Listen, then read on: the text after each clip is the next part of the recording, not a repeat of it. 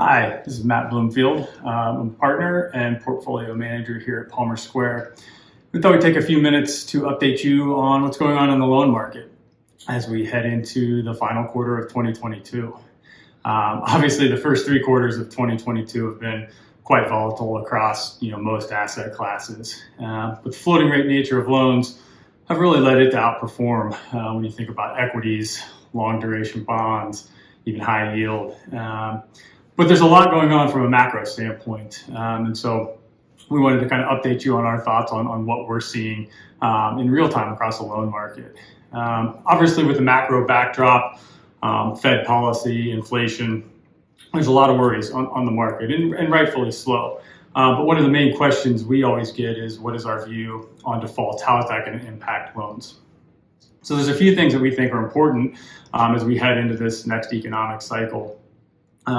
When you think about the rising rate environment and loans being floating rate, interest coverage and leverage are certainly very important factors. And one of the benefits of the loan market at this stage is interest coverage ratios are essentially at all-time highs.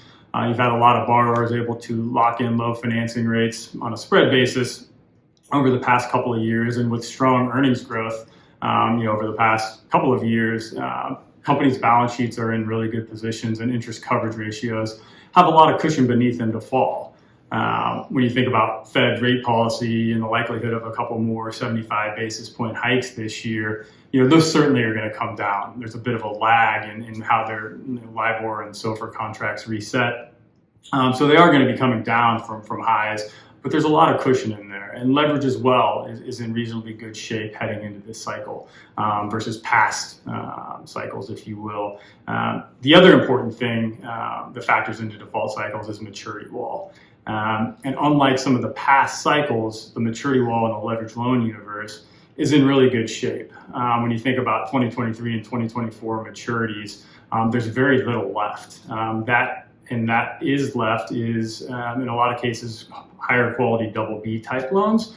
And even in the past couple of weeks, we've seen them coming to the market and refinancing, even though the environment is quite choppy. And when you think about single B and more highly leveraged loans, the maturity wall is really 2027 and beyond for most of those credits. So we don't think there's any near-term impetus for a spike in defaults given those factors. And when you think about long-term averages of 2 to 3% default rates in leveraged credit, we're coming off all-time lows of essentially 0% through 2021. So there's only one place to go, and that's up. But given those factors, we don't think you're going to see any sort of spike outside of the normal levels that we've seen on a historical basis, at least here in the near term.